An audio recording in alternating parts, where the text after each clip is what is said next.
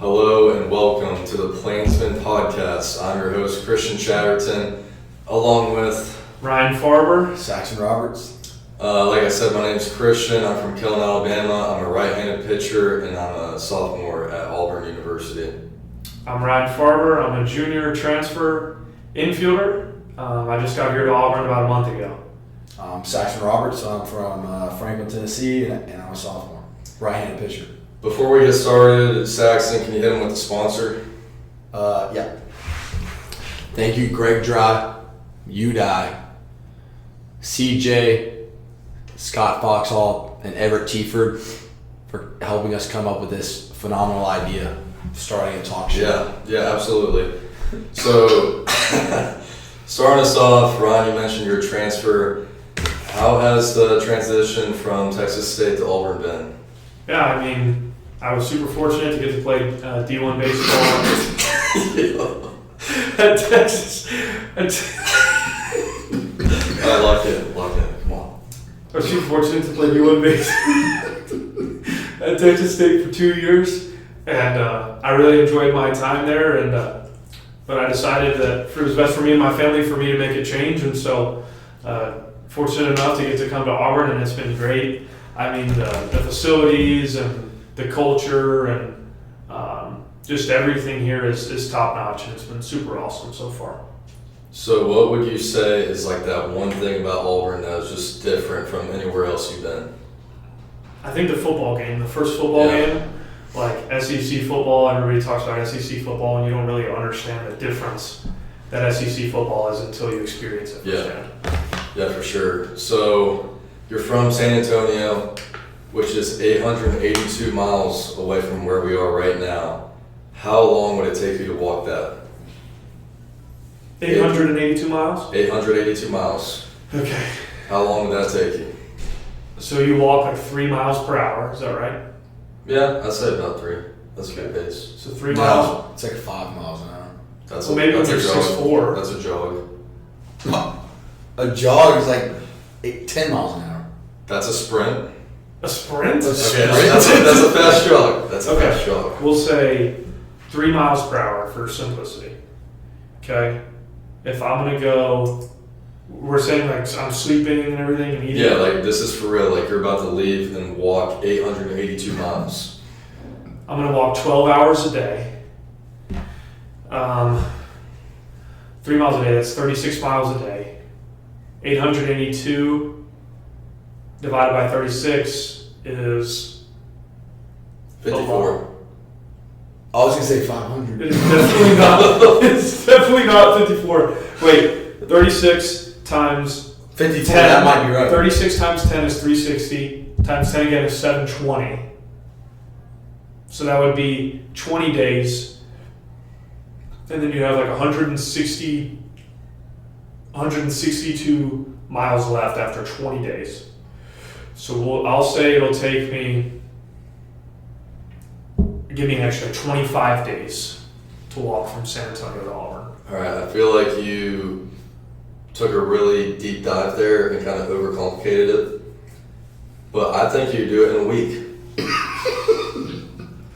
I agree. Tell me how. Walk at 6 miles an hour instead of 3. Cut that time in half. Eat once a day and don't sleep. I think that's possible. And Moving on. Saxon, you're 335 miles away from Nashville, Tennessee, your home. Okay. Would you rather walk that tonight or never get a haircut again? Walk that tonight. Get there a few days. Okay. It would take you a few days to walk 335 miles. yes. I'd be jogging for probably half of it, Come on. and then You're walk not the there. rest. You're I'm getting there within a week. I don't think you'll quite understand how long it is. Should we ask Apple Maps? Yes. We know how far of a drive is that. No. See how that's far what- the walk is on Apple Maps. That's with no stop. Yeah. No. This is no stop. I bet you it says 7 days. Okay. 5 days and 23 hours. Non-stop. I'm getting there in 3 days. No. All right. So speaking of haircuts, right? Who has the worst haircut on the team? Shout out to my roommate last year, Chase Fraley. Some point it's gotta be buzzed, man. Just chop it off, yeah. For me, I gotta go Big Riz, Kate Combs. You know, it's nothing personal. I just don't like his haircut. AKA Big Slugger is what they call Yeah, him Big Slugger. around campus. Kid slugs. I don't know that I've gotten a good enough look at some headpieces on the team to give a worst haircut, but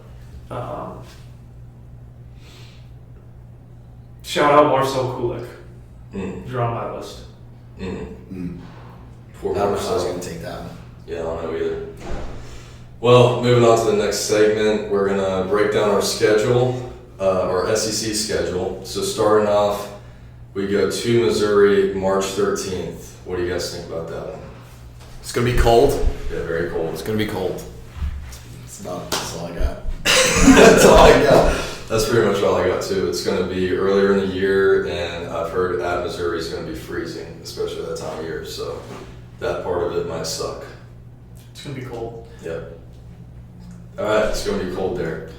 All right, then we go Texas at home, then to Alabama, then Arkansas at home. What you guys got on that? I mean, I'm from an hour away from UT, so Have you played there before? I have. I've played UT 5 times, so being from Texas, it's always fun to get to strap it up against those guys. So Why are you laughing? Go You said strap it up. That's a thing that people say. Am I wrong? Lace them up. All right, dude. What's your record against It's lace Texas? them up, not strap Same them up. thing. Strap on cleats. You've seen the cleats before with the Velcro cleats. All You've seen them before. Bama. No, Never- What's your record against Texas? Ours isn't very good. I think 3-2. That's good. 3-2. 3-2. I'm looking forward to the Bama series. Never been in Tuscaloosa before. I haven't either. Neither have I. Shocker. All right, moving on. After Alabama, we got, where are we at? Arkansas. Arkansas at home. That'll be a tough one. Then Kentucky at home, and then this is where I think our schedule gets the hardest. Is at Florida, Oklahoma at home, and then we're going to A&M and Mississippi State, and then Georgia. So I think that last home stretch.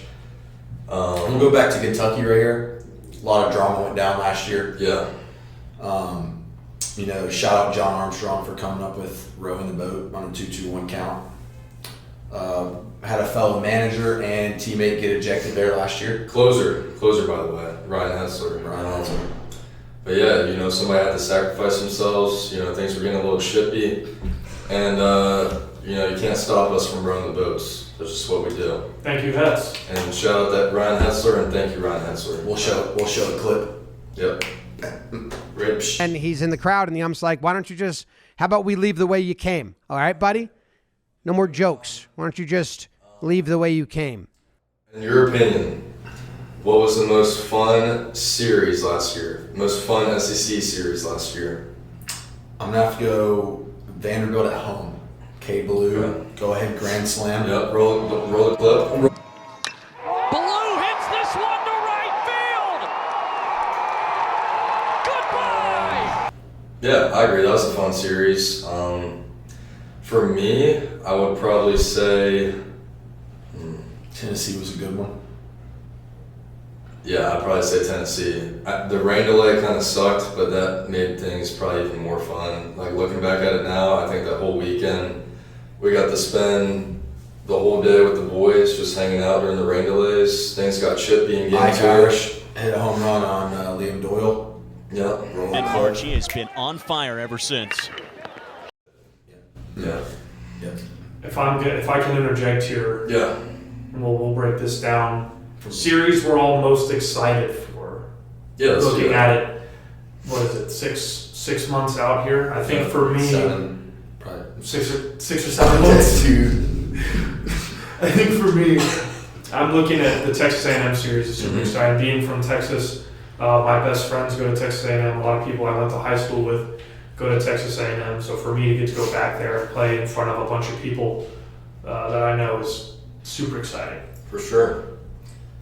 I think for me, what series I'm looking forward to most might be the Mississippi State series. I've been to state a few times just to watch games, and that might be my favorite stadium I've ever been to. It might be the nicest college stadium I've ever been to. So I'm looking forward to the Florida one. Never been Yeah. there either, so that'll be interesting. shout out Cade Fisher and Derek Fabian. Yeah, Right? yeah, yeah. Shout out Ken Fisher. We'll see you tomorrow night. Yeah, okay, see ya. Alright. Who had the best atmosphere? Actually, let's put it this way. What is the best baseball atmosphere you've ever been in college baseball? I'm gonna say at Georgia last year. Yeah. That's mine. Can I go a neutral site? Yeah. My freshman year, Texas State versus UT in Minute Maid, where the Astros play. Later that night was LSU, Louisiana, Lafayette. Even though it's just 10 hours cold. A little bit. But that game went long, and so by the time we were done, there was probably 25,000 in the stadium for what D1 baseball called the game of the year. Hey. Good atmosphere. Yeah, that's it. Okay. I'll Crazy have if to it go- was true. So it's crazy. Crazy if it was true, yeah. Roll the clip. What? For me, Ole Miss, other than Plainsman Park, of course, I think Ole Miss, they had the, Turtle Bucks sponsorship. I think that was pretty cool, and just like the fans and the atmosphere, the stadium was cool, just everything about that place was pretty cool. Fun environment to play in. But moving on, what conference is Texas State in? We were in the Sun Belt. Okay. So moving into playing in the SEC, what do you think will be like the biggest adjustment you'll have to make, or if any adjustments, you're just going to play your game? I mean, obviously everybody says the SEC is the best college baseball in the country, and people say that for a reason. So I think the biggest adjustment will probably be just the pitching velocity. Like, people are going to throw the ball a little bit harder, and the breaking stuff's going to be a little bit sharper. I think I got a little bit of a taste of that this summer. Yeah. And then another thing I've noticed is bats are a little bit faster here. Like, the bat gets through the zone a little quicker, and foot speed's a little better. So defensively, I might have to get rid of the ball a little bit quicker. But I think another thing that people don't factor in as well is you go from playing in front of 1,500 to 2,000 to 8 to 10,000 every game, and that's a huge adjustment in and of itself. Yeah. Yeah. What about you? What is the biggest, or maybe the most important thing you're working on right now going into the fall to get better after the spring? Definitely command. Yeah. Throwing strikes. Yeah. I think my stuff's good enough to finish my first inning this year. Yeah. So yeah, definitely just throwing strikes. Yeah, I would agree with you. I think you got top 3 stuff on the team, maybe 1, so all you gotta do is throw it in the zone. But for me, I would say quit pitching around batters. Like last year, I think I got a little too trying to be perfect, and I ended up walking too many guys. And same deal with you. If I just throw it in the zone, I think good things will happen. And we're going to Pound Town this year with the strikes. As You want to roll the clip of the Baylor? Roll the clip. Roll the clip. All right, moving on. Nuke. Moving on from that. All 3 of us here are big in our faith, and I think this will be something we'll kind of add into the podcast. You mind if I start this one off? Yeah, go for it. Yeah, so the question is, why is your faith important to you? And short answer is, I think it gives me a hope and a joy in life, just day to day. Yeah. Waking up in the morning knowing that this is all temporary. Yeah. Yeah, I'd say for myself, especially with playing baseball, there's lots of hard times, and there's times where I depend on God to get me through those moments. And especially last year, there's lots of ups and downs. And I think without my faith, like this game would be really hard, and this life would be really hard for me. So, I don't know what I would do without God. Yeah, I think for me, it keeps me grounded. Like in baseball's a lot like life, and in baseball and in life, like there's really, really high highs and there's really, really low lows, and there's a lot of times in between, and you have to lean on God in the highs and lean on God with the lows, and I think for me, it's just keeping me grounded, like Saxon said, like keeping me hopeful. Like this life, pain is temporary and joy is temporary, and nothing compares to the moment I die and I get to go spend eternity in heaven. Like that's far more important than anything that I'll do on this earth. Yep, for sure. And like I said, I think we'll try to tie faith into this a little bit. Maybe just a couple minutes every podcast, we'll try to bring God into it. But moving on, Let's debate. Yeah, let's debate. We got some topics to get into, starting off with what is one rule that you would change about baseball? Farber. I hate the double base. I hate the double base. I think that there's some good things about it, maybe some injury reduction and things, but baseball's been played with 4 bases, 3 bases, and a home plate for its entire history, and all of a sudden we're going to add an extra base, and now when I dive back on a pickoff attempt, I got to make sure I'm on the right base, or on a drop third strike, if the first baseman goes to the outside, I got to go to the inside. It sounds simple, but it's split-second decisions. You hit the wrong base when you're clearly safe, they go back and call you out. Like, it sucks. So let's just go back to 1 base. Yeah, and no disrespect to softball, but I kind of feel like we're softball players out there with the double bags. Emphasis on the soft. There you go. Yeah. Saxon? The video that Auburn baseball posted asking the same question, I said baseball players have to be above 5'8", taking a jab at Christian, and they did that. So yeah, I thought you were put his roster height on there. He's not below 5'8". I thought you were gonna say like maybe make the zone bigger. You want juice radar guns too? They keep throwing that 87. That's not your actual answer though, is it? No, Okay. I think your answer, maybe it was your answer, pitchers should be able to hit. Yeah, that was my answer. Minimum 3 ABs a game. Pinch it in the ninth, it's fine. Okay. I think hitting's fun. I kind of miss it. But another thing I would change, I hate the pitch clock. I hate the thought of like speeding up the game. Like I think this is the best sport in the world. Like where are we trying to speed it up? Like if people don't want to watch, then don't watch. But especially as a pitcher, I just hate like looking up and you got like 3 seconds to pitch. But that's just me. Hit us with the second question. Is water wet? I don't know who came up with this question. I don't think it's very good. Personally. Well, what's your answer? Water's not wet. It makes things wet. Why? It makes things Why? wet, but water is Why? not wet. There's an answer. I want to know if you know it. Do you agree with that? No, but there's a plausible reason of Wet why is a feeling. No. Like, my hand's wet. But what made your hand wet? Water. So And then water what is itself is not wet. Why? You tell me. Well, I can, I think. Well, I'll tell you straight up, water is wet. You know why? What? Water makes itself wet. Okay, you ready?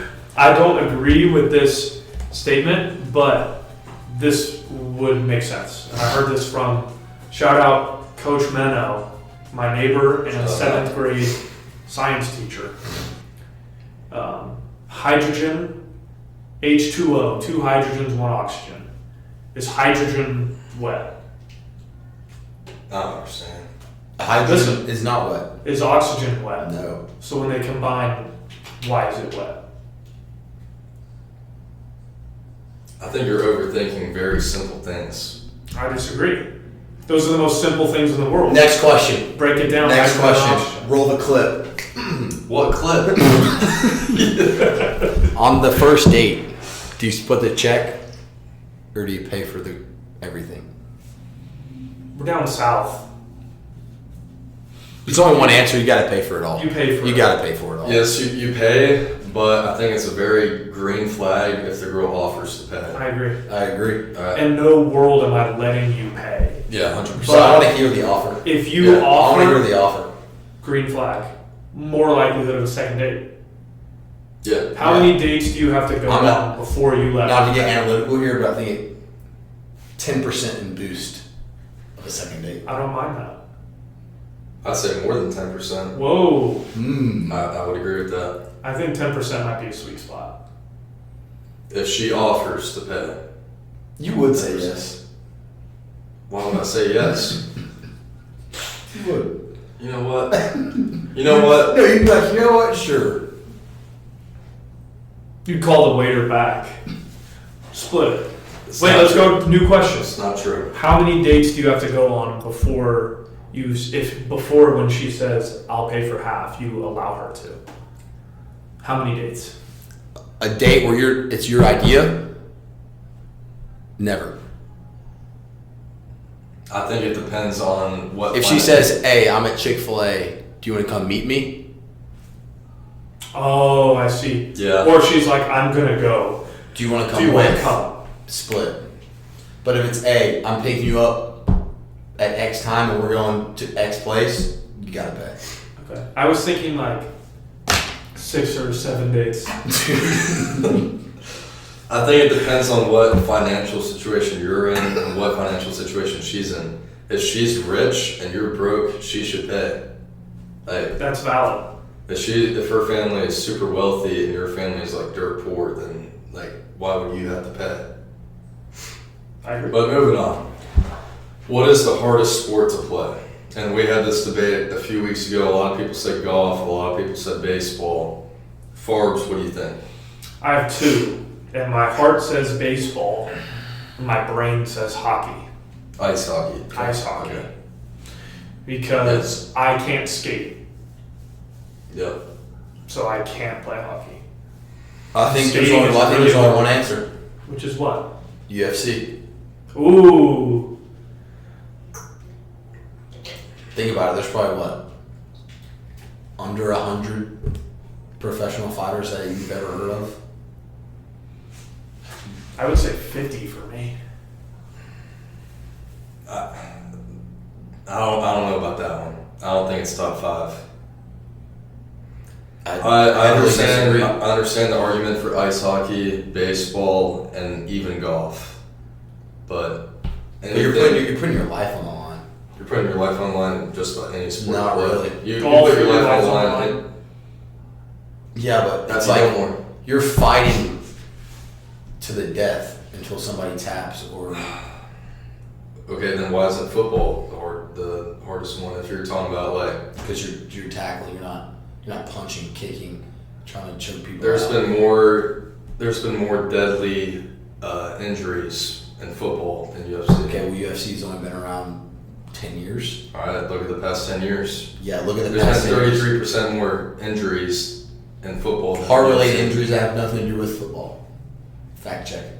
Ooh. All right. Fact check. Fact check Well, me. this isn't how I Fact thought. check me. I didn't think it was going to go this way at all. I thought somebody was going to say golf, and I thought the rest of us were going to say baseball. I just don't think UFC's in there. Ice hockey, I get behind though. Who's the GOAT of basketball? I don't like this question either. I think this is too generic. This is not generic. You growing up at the lunch table at elementary school, this is what you talked about with the boys, like every day. This is what you're talking about. Okay, and it's LeBron James. Give me Iguodala. Throw up the Curry. Yeah. Go Show for it. the Curry clip. Show the Curry clip. Yeah, I got LeBron James. I'm a Spurs fan. Give me LeBron at 1 and Wilt Chamberlain at 2. I'm a Spurs fan, and I'm going to project Wilt Chamberlain at 2. 20 years down the line, it's going to be Victor Wembanyama. Oh, It's going to be Wow. Victor Wembanyama. he's not even the top 5 Spur of all time. Clip it. He's been playing 2 years. I'm not saying he's a GOAT right now. Well, who's the GOAT right now? Probably Tim Duncan. Realistically, Michael Jordan. No one will ever be able to do what he's done on a basketball court. LeBron James. No. Michael Jordan is better than LeBron. No. Yes. Michael Jordan would be a below average NBA player right now if he's in the NBA. Good thing he's not playing right now. Michael Jordan. It's like saying Ted Williams wouldn't be good right now. Ted Williams is one of the best baseball players of all time. He can't control the era he played in. We're talking about best skill level. Best player. Who's the greatest of all time? Not the greatest of all time skill. The most That's dominant. literally the question. Who's the most- greatest of all time? The most The greatest skill of all The time. most dominant. The most dominant. That's how you become the Okay, then greatest. you can't answer just one. Then it's Shaq. The most dominant basketball player of all time? That's Shaq. Okay, you had Shaq would be a completely valid thing to say. No. Yes. No. Alright, here's a guy that does not know ball. That's just not accurate. Moving on, walk me through this picture. If he stood up, you know I had never watched basketball. What picture? Does he have it? Walk me through this picture. Yep. Hey, roll the picture. Roll the picture. Okay. So that is. How did you find this? I did some deep searching on the internet. Thank you, Ryan's dad. But Shout you out. his dad. Shout out, Pops. So that is. That would be me and my dad at the Field of Dreams. I'm gonna guess I was probably about 8 or 9 years old. I remember we took our gloves and we played catch at outfield there. And special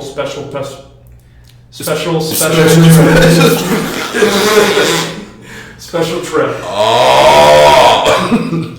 Oh. All right, keep going. Special trip for me and the family, especially me and my dad. Yeah. So good memories. Cool stuff. Alright, let's talk Banana Ball. Coming up October 25th, we're going to be playing the Savannah Bananas, or I guess like their all-star team. So, what are you looking forward to most about the game? Well, first off, it's going to be the most attended Auburn baseball event in history. Yeah. Most Shout likely. out CJ. Yeah, shout out CJ for Bretzeling so that we're able to have this opportunity. Why are you laughing? I don't know. So that's what you're looking forward to most about You the know game? what? Roll the handshake. What are you Oh, talking now about? you're going to put a video of mine and CJ's handshake in here. You want chat to be editing for That's going to hours. take forever. Alright, what about you? I think I've never been on the field when Plainsman Park is like electric. So I'm looking forward to that Yeah. most. Yeah. I'm also going to be one of 5 players ever to do a backflip catch in a game. And that was my answer. The thing I'm looking forward to most is seeing you perform that. Because I don't think you'll be able to do it, but I think it'll be funny watching you try. I'm ready for a back flop, drop, face plant. That's what I'm looking forward to. Alright. Projected fans showing up. How many? How many were there at the Super Regional? 8,500, right? No, it was like 10,000. I think we got over 9. Okay. I don't know. I think we get 10,667.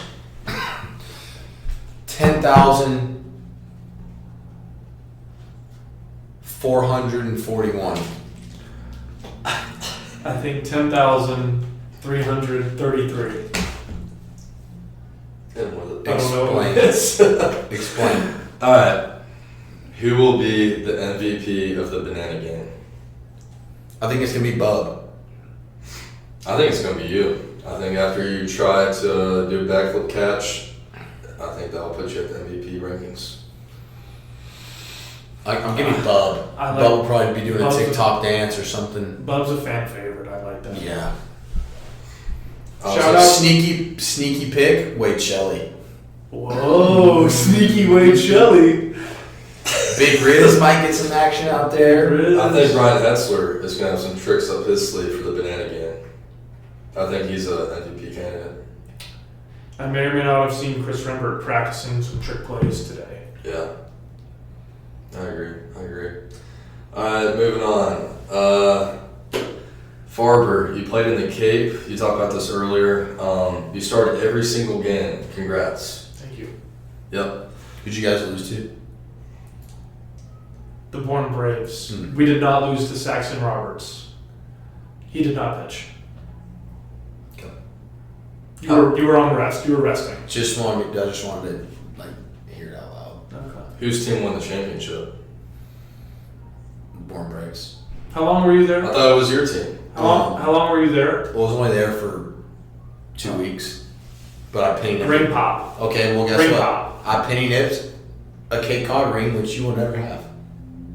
I probably won't. But that's okay. So because- that's all I wanted to hear. He's gonna get a different ring this year, right? Yeah, I'm getting married. Not that ring. Are you talking about the wallet ring? Yeah. Sorry. All right. Are you familiar with Tommy White? I am. Did you know that he had 48 doubles in his collegiate career? And No. did you know that he almost had 49? Roll the clip. Roll the clip. This should have been a double. There should have been a routine flyout. In the air, deep center field. Farber turning and running, now moving to his left, into a dive, and What a play. caught it. Wow. What a route by Farber. Liked by Dre Alvarez. Shout out Dre. Was that the most direct pass in baseball? So break that down for me. What was it like robbing a double from Tommy White? So if we go back to that play, flashback. Why are you in center field? I thought you were a shortstop. I am a shortstop. I was asked to play center field as a freshman because our shortstop Davis Powell was a stud, and I was needed to play the outfield, so I fulfilled a role. That's play specifically. Obviously, I know who Tommy White is, and Does he know who you are? hopefully now, After that play. probably. He didn't look very happy when I caught it. But so he has immense power and he hits it, and I just automatically assume it's over the fence. So I take off straight towards the fence and look back, and in mid the roof is Yeah, we saw the obviously video. high. the ball can get above the lights, and so when I turned back, the ball's above the lights, and didn't see it. So I just keep running back, pick it up at the last second, turn, make a diving catch that should have been routine, and get flamed on the internet for it. If we chart the comment section, there was some people who didn't like that I took that route, and shout out to my mom who wanted to clap back at the Instagram haters, Yeah, shout out Miss Farber. but she didn't. Thank you for not hearing that. Shout out Miss Farber. Yo. What? No. What? Okay. What? I was just saying what you said. Yeah. All right. So do you like playing center field or shortstop more than? I prefer playing shortstop significantly. Okay. All right. Wrapping. This segment of the podcast is called Saxon's Question of the Day. Yeah. Well, go for it. If you could only turn one way Mm. for the rest of your life, would it be right or left?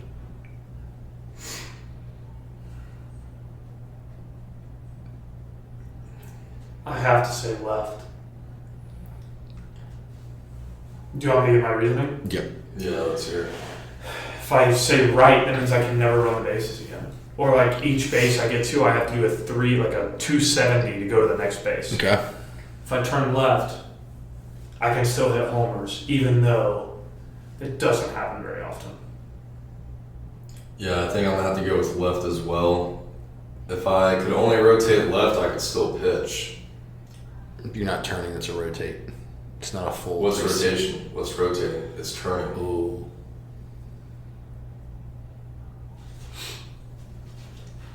I think either way, you're kind of screwed. Like you kind of need to turn both ways. But what Well, about I'm you? turning right. You're turning right. Yeah. Why?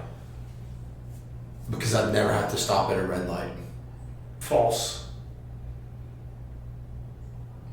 In theory, Yeah. I don't think I'd ever drive again. Or I would let somebody drive for me. So No. Is You that still wouldn't be able to, because then you would be turning left or right. well, what if I sat backwards in the car? What if he turned the opposite direction as the car turns? So the car. Listen, no, this is genius. The car's driving. He needs to turn right. If I turn around and face the back of the car, I'm turning left. I didn't think about that. Yeah. So I would just have So to you're just Uber. kind of like spinning as the car. Correct. So the car's turning this way, but since I'm facing this way, I'm going left. I would have to Uber everywhere, but it can be done. So for the first time ever in my life, I think I'm wrong. I think I'd turn left. Well, now you're wrong again because that's not true. What do you mean? It's not the first time you're wrong. Tell me when I've been wrong. Many times. When? Too many to count. Give me an exact answer. Exact answer. Spell fragile. Fragial. You're wrong. You spell it. Hey Siri. Fragiile. Did you just say that? I said, He didn't have the E. how do you spell fragile? I think your second one was correct. Fragile. Okay. But you were wrong. But I corrected myself, so it evened out. No. Two. Once again, thank you to our. We can't say sponsors, can we? Supporters. This is how I want to end each podcast. I want to have each of us give a shout out to one person. I'll start us off. I would like to give a shout out to Greg Dry, and I'm gonna add another one in there, Ryan Hessler as well. Both of those guys were brought up during this podcast, and I hope you guys are doing great. You got it. I need a second to think. No, I need a second. Give a shout out to anybody. I'm gonna give a shout out to Big Riz, and to go hand in hand with that, Ty Thompson, because we'd love to have him on this podcast one day. You just stole mine. I was going to say Ty. By the way, Ty was ranked 7th overall in Aura on the team. Big oral. Big Aura guy. Talks in 2 decibels. Yeah. I'm going to give a shout out to guys on the team who have mustaches. Oh, Shout out Garrett Brewer. Shout out Jed. Shout out host Chat. Who else has a mustache?